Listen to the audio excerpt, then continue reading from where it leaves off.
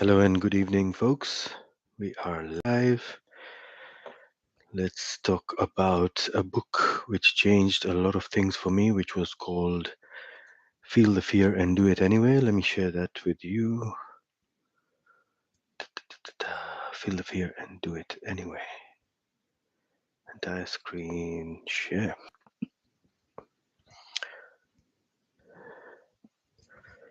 Okay. Sharing these tabs. Stop sharing. Yeah, that's all good. Stop sharing. Yep. Audio is great. Only problem I'm seeing is there's no live. Okay. So live video feed is good. And apologies for one of the videos which didn't have the live showing properly. Apparently there was some issue, so I had to move back to Google and incognito mode. So hopefully now you can see everything all right. Let's get down to it. This book is by Susan Jeffers, and the strapline is How to Turn Your Fears and Indecision into Confidence and Action. It's the full strapline. I don't need to explain that it's the full strapline there. Video summary. Don't need to include that, as I will be doing this new live one and I'll update this post with it. So my notes were that I love the profound knowledge and different angles of looking at fear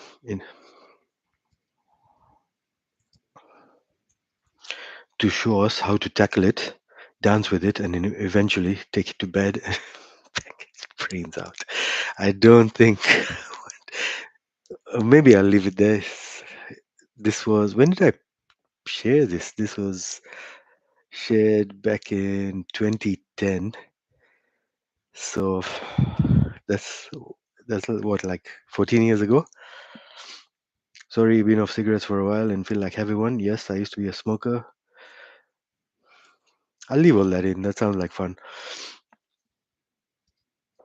So, like all good knowledge, Susan gives us a small line or two at a time and expounds on it. Example, in the first chapter, I found the best knowledge in the whole book, and all that line said was, I can't handle it. It should be, I can handle it, because I remember going through it, and all we have to remind ourselves is, I can handle it. We can do this. You've been through so many things, you've already accomplished so many things, and you can handle it. You just need to chunk it down. Hopefully, we'll talk more about it later. If not, we can discuss it further at the end of this. Then she'll go on to why our fears are really just the thought of us not being able to handle the situation. Yeah, we can't handle the situation. So it's that self-talk. Below are some lines on angle or angles on what she shares in the book. I won't give too much away, mostly for legal reasons. Don't even need to talk about all that. I won't give too much away. Just get the book, is what I'm trying to say. Another one is about how our loved ones, being so caring, they install that fear in us. That language needs to be updated. And I might even put up my own bicycle story in a separate post as an example.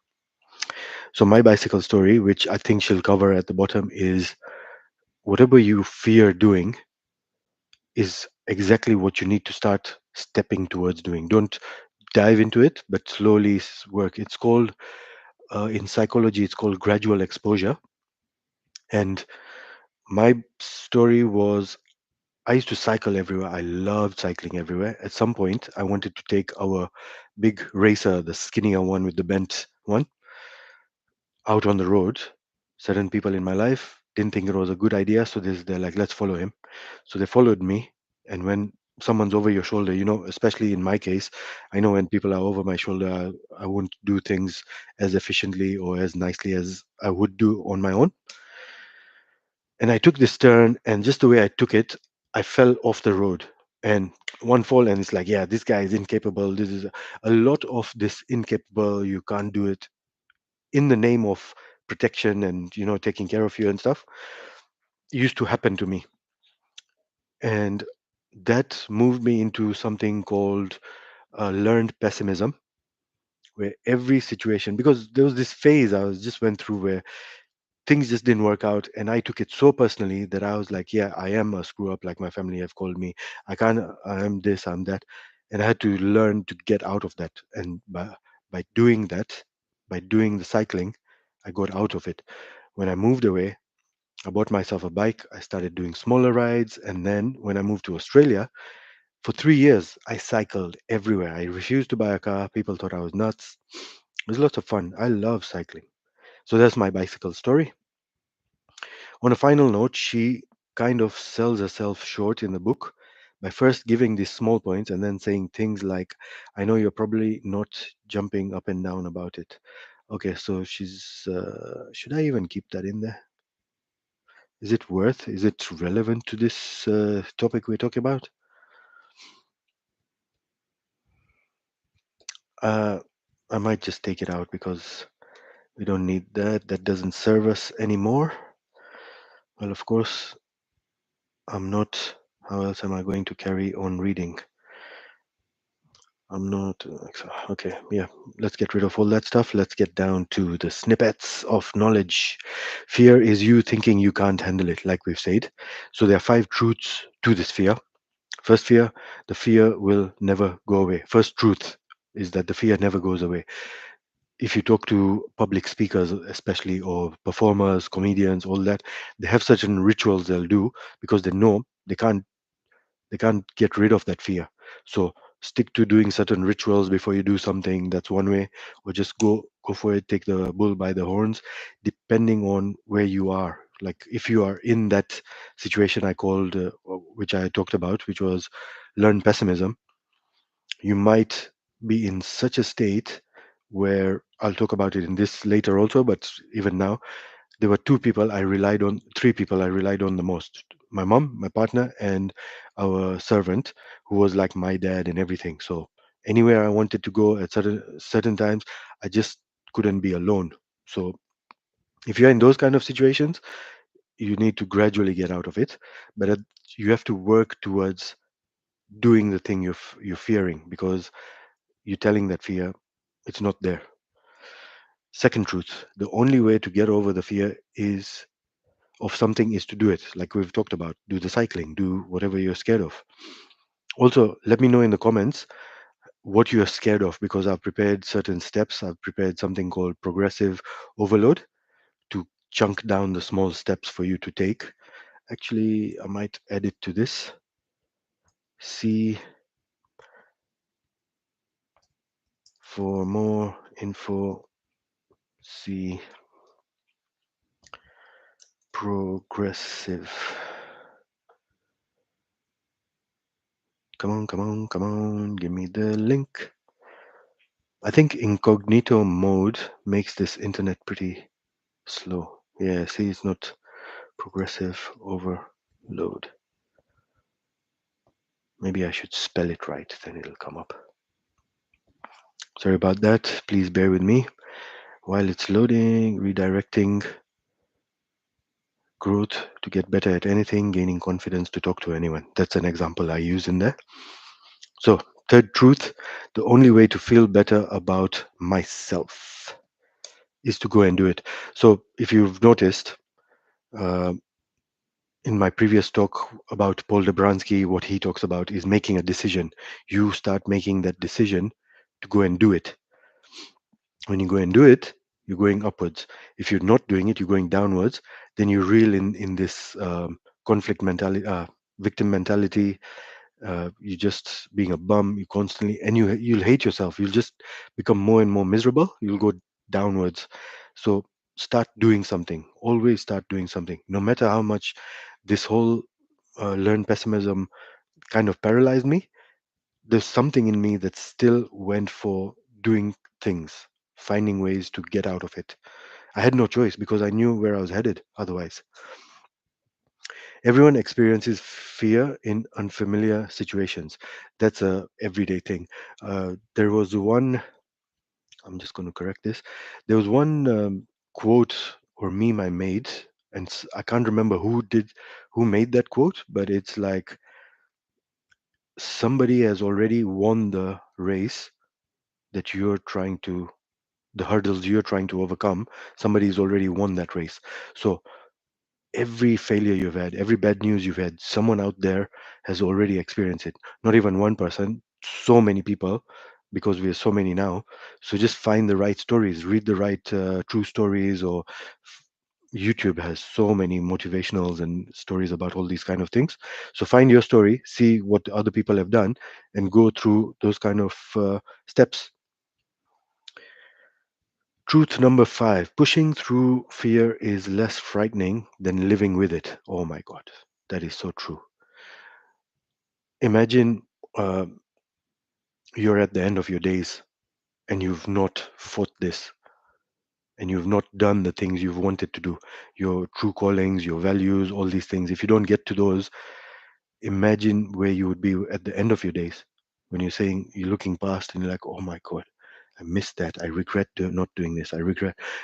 Um, Even if you just Google top regrets of people dying and stuff like that, you'll see all the things.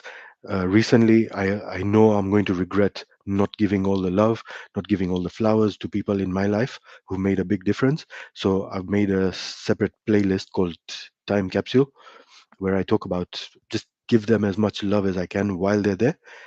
Especially at the age I'm losing too many people, and it's starting to bother me. So go through it. That's what it's saying. Just go through it. Maybe let me know if I'm getting too much on my pedestal. Let me see if anybody's online, because I hardly see people online. Or there's one person, so that's good. Any questions, feel free to ask. She's got this table where you can choose pain or power. The table at the bottom. With pain comes helplessness, depression, paralysis, and with power comes choice, excitement, action. Stuff like even your wording is important. Like if you say I can't, it becomes pain. I won't, I won't come from power. It won't come from power. It is not coming from power. Is that better wording? Please let me know. So let's look at some of the examples. In pain, I would say I can't. In power, I say I won't. Oh, I get it. I get it. Okay. So in this case, I can't. If you say I can't,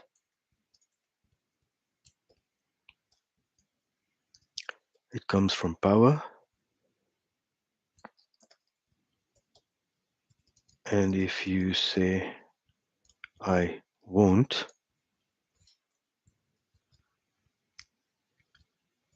it comes from power. So I can't means you're helpless. I won't means you made a decision that you're not going to. I should. Previous psychologist I've talked about already says should is a negative word. It's a wussy word. And the power word would be I could. I should, I could. There's a possibility of me winning. It's not my fault. I am responsible. We'll talk more about responsibility. A big one, another big one to take into your life. All 100 responsibilities, 100% responsibility. It's a problem. Uh, your power term would be it's an opportunity. In my case, I put it as it's a challenge. Every issue is a challenge. Challenge is to me that's a word that makes more significance to me, and because I used to be a gamer, so I like that word. It's a problem, it's an opportunity. I'm never satisfied. I want to learn and grow. Life, I don't know how those two are connected, but we'll carry on. Life is a struggle, life is an adventure. I hope, I know. I say I hope a lot. Hopefully you get better, hopefully this. So maybe I need to change that. I know I feel weird when I say it. I hope, I know. Yep.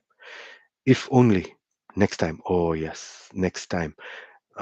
When you fail at something, or you use a certain word after you've not accomplished something, always add a next time, because you've not finished that game. You're going to play it next time. What will I do? I can handle this.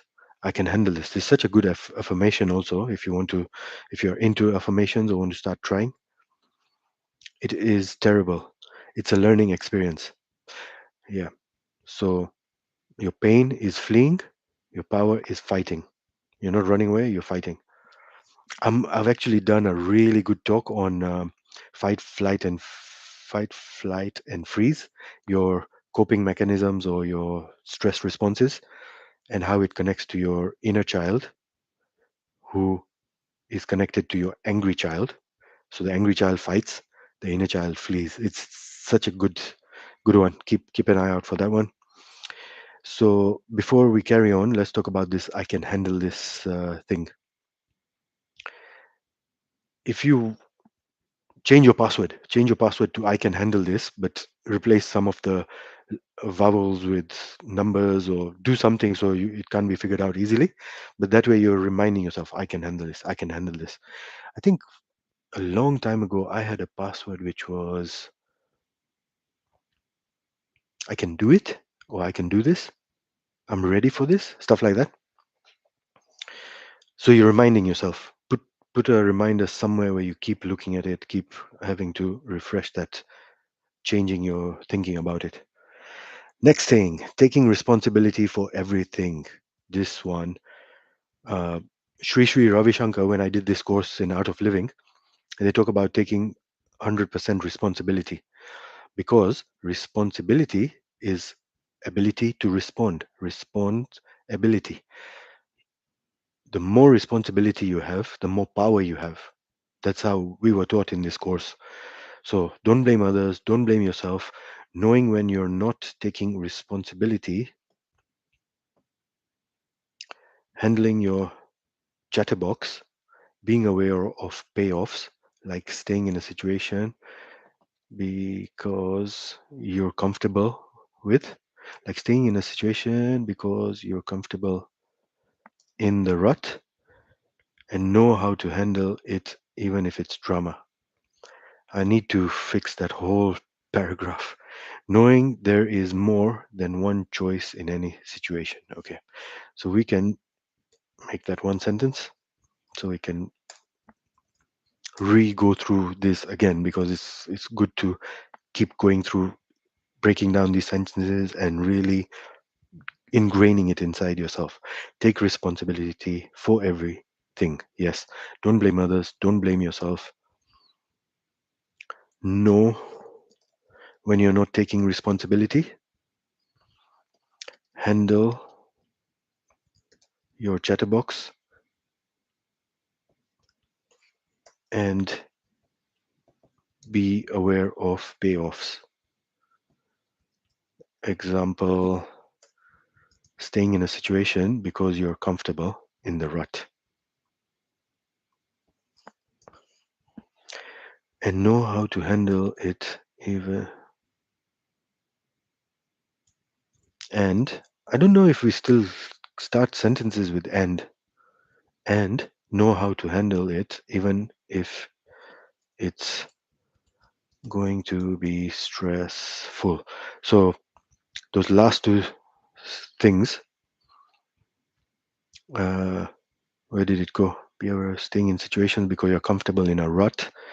It's something I was into, especially because the rut I was in, I really liked the good bits, but the bad bits were very toxic for me. So I had to find a way to break away from that. And I've loved change ever since. Once I figured out how nice change is on the other side, every year I used to change my whole housing, my whole lifestyle, the whole next level I wanted to be. I would change that whole thing. So if ever you feel you're in a rut, shake things off. Don't let it get rusty. Uh, I think that's a saying, isn't it? Shaking the rust off. And know how to handle it, even if it's going to be stressful. So if you keep doing this, if you keep making changes and getting excited, making it seem like a fun challenge, then you'll be like, yeah, yeah, I'm ready to see what this new unknown is. What was that truth we had up there? Everyone experiences fear of the unfamiliar situations. So we already experience it anyway, and we're going to have to face it anyway. If you want a better pay, you're going to have to go for that better job, better promotion, which is going to have changes. So see things like that, and knowing there is more than one choice in any situation. You have so many choices, and there are two quotes which I'm not going to put memes in because I couldn't find the memes I made, but one of them was uh, the mentality of what is the worst that is going to happen if you try this new thing. Nobody's going to really kill you or hurt you anything, yeah. And you can always go back to things the way they were. If you didn't like how you tried that small step of new thing. The other one was knowing there's more than one choice in any situation. If I remember it, I'll tell you again. Sorry, I forgot about that other one. Affirmations and positive thinking. And one thing that affirmations and positive thinking, and one thing that I've stuck to since I came to London. So this was back when I was in London, was avoiding people that may make you feel like you're not capable, or the bucket of crabs. If you haven't heard this term, it's when you're in your clique, your group of people, they're into their own thing. And if you do anything different, then it's going to be like, hey, look at this guy, he's doing something different. Nah, nah, nah, nah. I'm wearing right now, like I was wearing this thing. Even my wife was laughing at me. She's like, you want to look like a grandpa? I'm like, yeah, because that's what I like doing. I'm comfortable in my skin. I'm comfortable in what I do. And clothes for me has been a big thing because I'll try all sorts. I used to wear baggy things.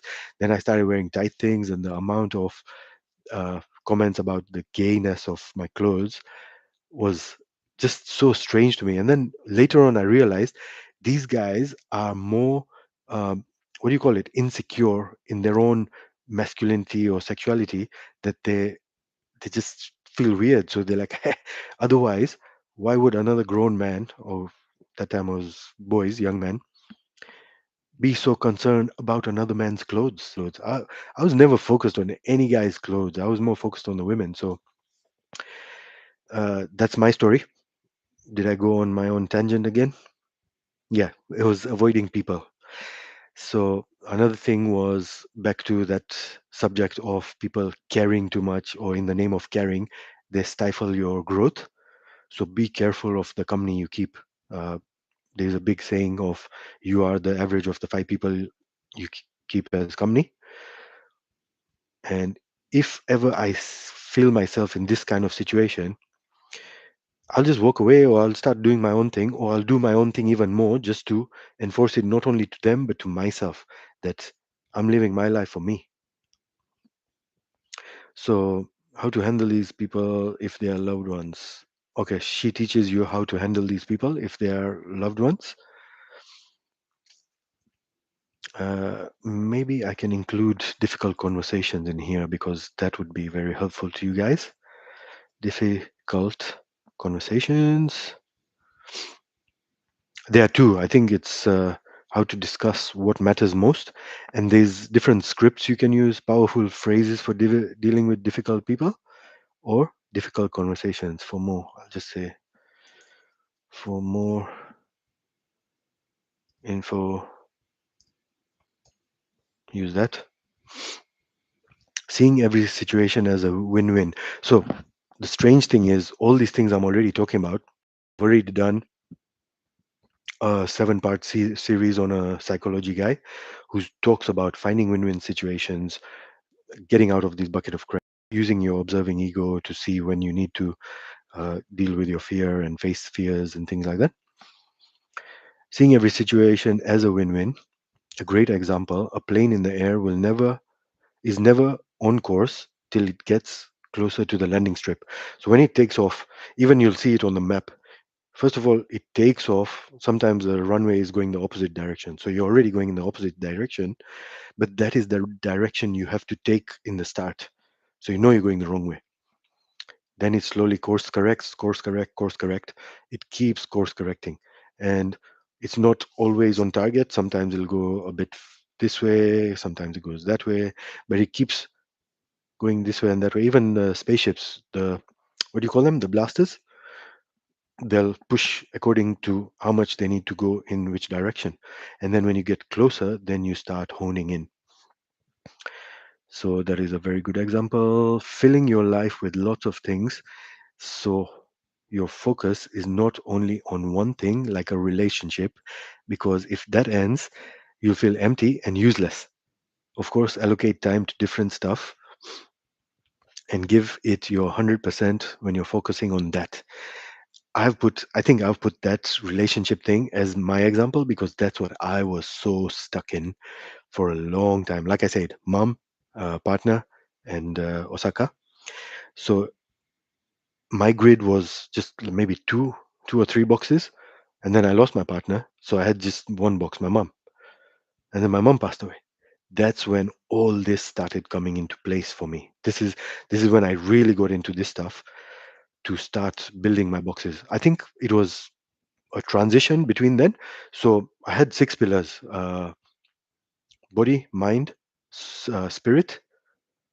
So spiritual practices, gym, reading a lot, body, mind, spirit, finance, relationships, and one more.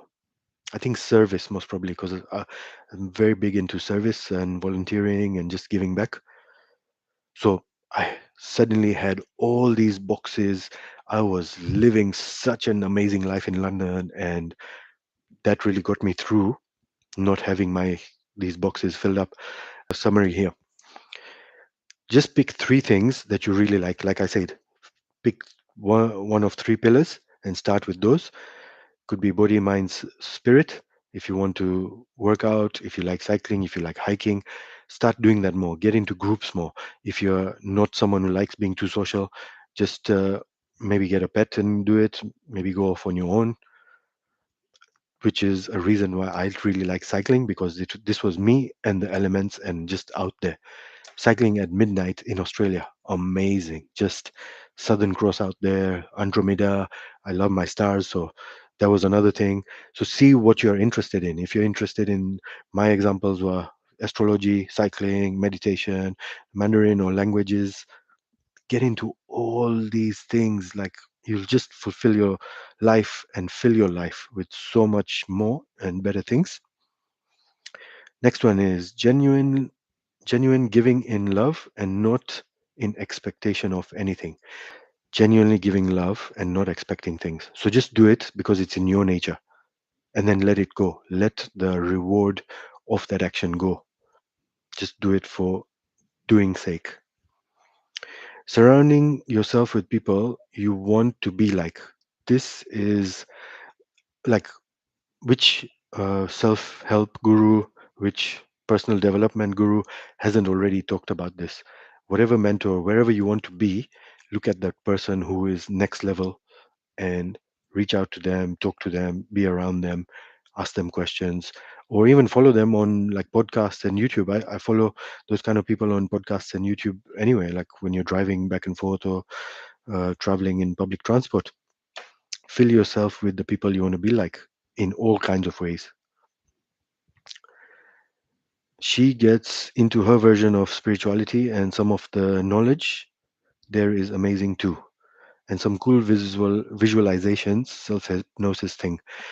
And I've done quite a few of these kind of visual visualizations, hypnosis, NLP, all these kind of affirmations and things.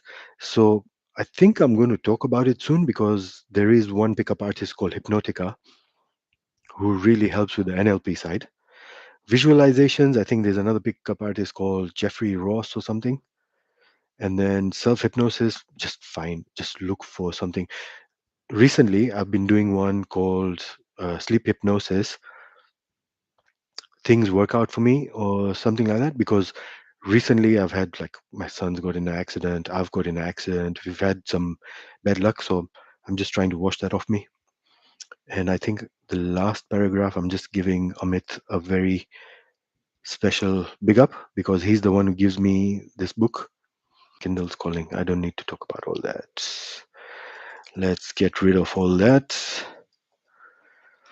Table of contents, all that. Why you're afraid. Pollyanna rides again is a story. Yeah, so you can read that on your own. Let's get more into these memes now. I wanted to insert some memes which are about fear, and we can talk about them while we get into that. First one is Robin Sharma. The doubts, remember that your doubts are nothing more than the lies that your fears have sold you. So all your doubts are just things that you're already scared and you're buying into it because it's a comfort zone.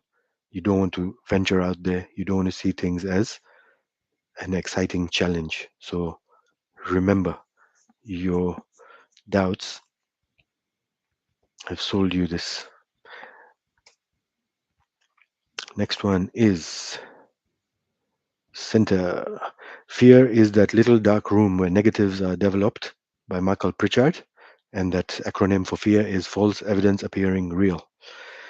So, for those who don't know about negatives and developed, is back in the day, we used to take pictures, get a film of negatives, and those we used to develop in the dark room, and then you get the proper copy. From the negatives, you get the positive, the right colored copy. Do I have one more? In the meantime, do you guys have any things you are doing to overcome fear? Do you have any fears that you want to overcome? Please do let me know. We can try and figure something out. Mark Twain. If you haven't seen this cartoon, look up. I think it's stop motion Mark Twain, or there's a name for it. It's a really nice one. The secret of getting ahead is getting started. That first step. Lao Tzu, the journey of 1,000 miles begins with just one step. The secret to getting started is breaking your complex, overwhelming task into small, manageable tasks and starting on the first one. So, back to that link I just shared up there. Progressive overload is chunking things down to a level which Jordan Peterson calls n- so small that it's impossible for you to fail. Just chunk it down to that level. Um, so that's that one. And let's add that last one. Also, please do let me know if you like this way of me doing the talk with on the go editing and updating of all my content, because I just thought I might as well do it this way and fix things while I'm at it. So, Raymond Fosdick says the only life worth living is the adventurous life. Of such a life, the dominant characteristic is that it is unafraid. It is unafraid of what people think. One of the biggest fears people have. It does not adapt either its pace or its objectives of its neighbors. So you're focusing on your lane, you're not looking at your neighbor's lane. It thinks its own thoughts, reads its own books, it develops its own hopes and it is governed by its own conscience. The herd may graze where it pleases or stampede where it pleases, but he who lives the adventurous life will remain unafraid when he finds himself alone. And I cannot tell you how much the difference of who I used to be and who I am. Where who I used to be, I hated being alone. I did not want to be alone for a second in my house, in my own house. I would be out partying. I would be out at staying at people's houses. I would be begging my friends to stay at my house. I just didn't want to be alone. I didn't want to be alone with my thoughts or stuff like that. And then once I found this thing of me being alone, it was so nice. I just remembered something else I can add in here, which is not a link, which is a caption link. I think it's called Aloneness. Aloneness by Osho. He talks about the person who experiences this, who can get to this point, is someone who can appreciate, um, or who can love the most at the best form of love. So we've gone through that. Now, there was one thing which I wanted to talk about, which is, let me get to my notes. Uh, there's so many types of fears. One of the biggest ones, which we've said, is fear of people's thoughts and judgments. Because actually, let me save this and let me unsave so you can look at me and I can look at you. Fear of people's judgments, because we are hardwired from way back to be acceptable in groups. Because if you're not accepted in your tribe and everything, you have to go live out there on your own. You have to go do your survival and replication on your own, which is very hard, or you wouldn't survive out there. So the fear of people and their opinions and thoughts is one of the biggest ones, which is why I have so much admiration for people like Kim Kardashian now, because she doesn't care. She does her thing no matter what people say. Even though I haven't watched the Kardashians, I just remember seeing her in a roast where she just plowed through no matter how many hundreds and thousands of people were booing her in the background. So that's that fear. Then there's fear of uh, just talking to someone, approaching someone. So if you have a fear of talking to or approaching someone, you'd slowly get to them, get to that level by not thinking of that someone first, just approaching different people, talking to different people. If you're scared of that, all you can do is at your regular place where you go shopping, just say, "Hi, how are you?" Once you get the name tag, you know that person. Now every time you go shopping, go to that same line. Hey, Justine, how you doing?